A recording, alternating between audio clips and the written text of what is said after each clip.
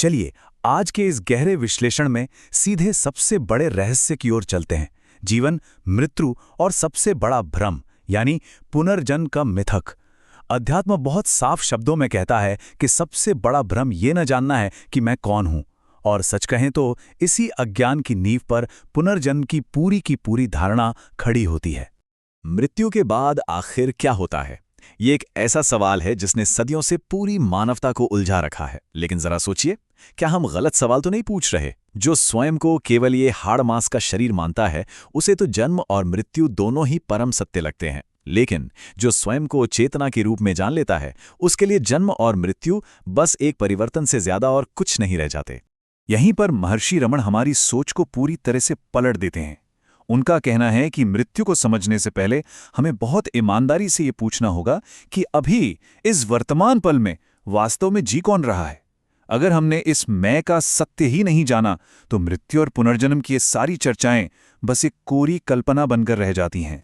तो चलिए पहले भाग की ओर बढ़ते हैं, पुनर्जन्म का मूल भ्रम। देखते हैं कि आध्यात्मिक इतिहास की इस सबसे बड़ी गलतफहमी की शुरुआत आखिर होती कहां से है। सबसे अहम बात यह है कि हम जो बदल रहा है और जो हमेशा रहता है, उसके बीच के अंतर को समझें।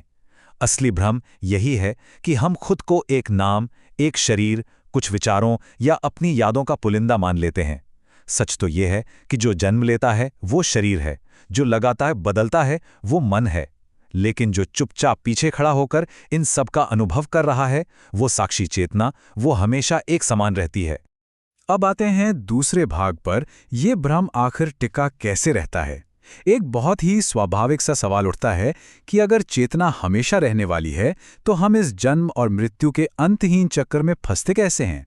इसे ऐसे समझते हैं, यहाँ कोई आत्मा अपना सूटकेस लेकर यात्रा नहीं कर रही है, बल्कि ये मन का एक मनोवैज्ञानिक जाल है। हमारा मन क्या है? स्मृतियों, इच्छाओं और अधूरे अनुभवों का एक संग्रह है। कोई इच्छा अधूरी रह गई तो मन उसे कसकर पकड़ लेता है। अहंकार बचा रह गया तो वो मैं फिर से प्रकट होना चाहता है। बस यही जो निरंतरता की चाह है ना, यही पुनर्जन्म का अनुभव गढ़ देती है। यहाँ संसार का मतलब किसी ऊपर वाले की दी हुई सजा नहीं है, बल्कि यह हमारे ही मन का वो चक्र है जो बार बार असंतोष और लालसा को दोहराता रहता है।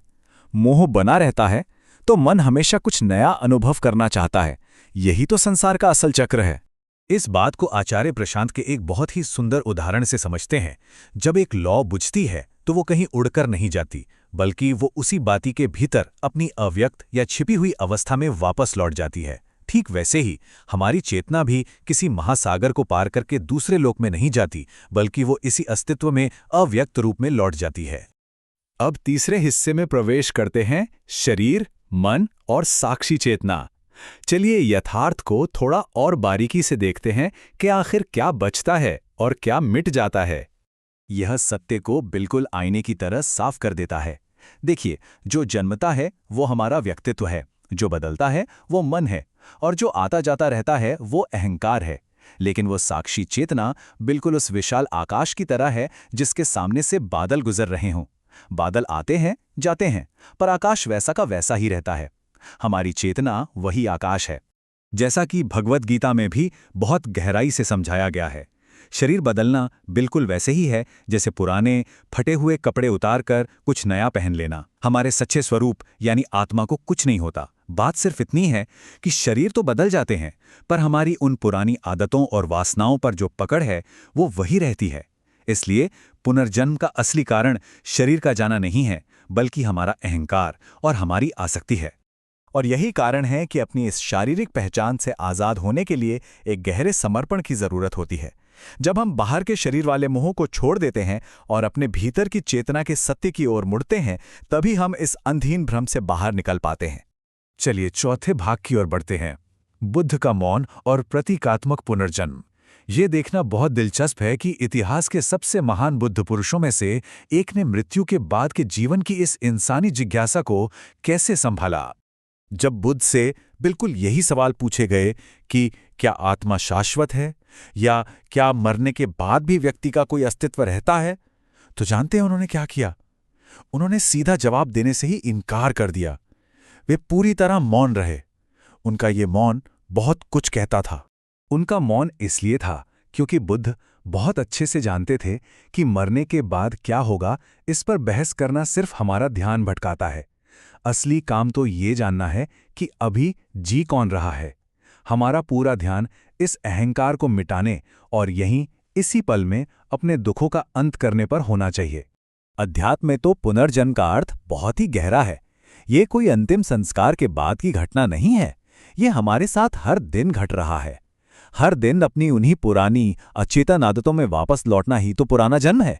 हर बार क्रोध में गिरना, हर बार मोह में फंसना, यही असल में पुनर्जन्म है। और जिस पल हम जाग जाते हैं, उस साक्षी भाव में आ जाते हैं, वही सही मायनों में हमारा नया जन्म है। अब आते हैं अपने अंतिम भाग पर, मोक्ष का असली अर्थ। देखते हैं कि ये सारी समझ हमारे आध्यात्मिक सफर की मंजिल यानी सच्ची मुक्ति तक कैसे पहुंचती है। मोक्ष कोई ऐसी जगह नहीं है जहां हमें मरने के बाद जाना है। बिल्कुल नहीं। मोक्ष का मतलब है जीवन मुक्ति, यानी सांसें चलते हुए ही इस झूठे मैं से आजादी, वासनाओं के चक्र और मन की इस कसकर पकड़ने वाली आदत से पूरी तरह मुक्ति। जब ये पकड़ समाप्त हो जाती है तो पुनर्जन्म का वो भ्रम भी उसी पल समाप्त हो जाता है। इसे आचार्य शंकर के निर्वाण षटकम के उन अद्भुत शब्दों से समझते हैं जो सत्य को एकदम उघाड़ कर रख देते हैं। मैं ना तो मन हूं, न बुद्धि, न अहंकार और ना ही स्मृति।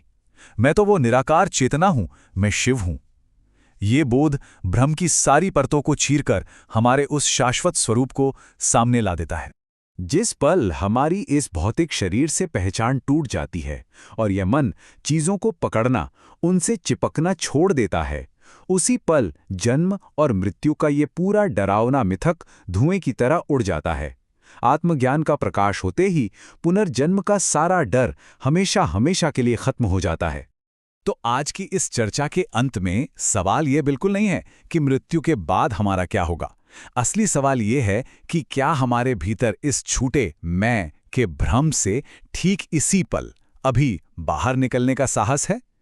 अंततः संपूर्ण सत्य का सार यही है, जो स्वयं को केवल शरीर मानता है वो जन्म और मृत्यु में भटकता ही रहेगा, लेकिन जो स्वयं को उस साक्षी के रूप में जान लेता है, उसके लिए न कोई जन्म बचता है, न कोई मृत्यु।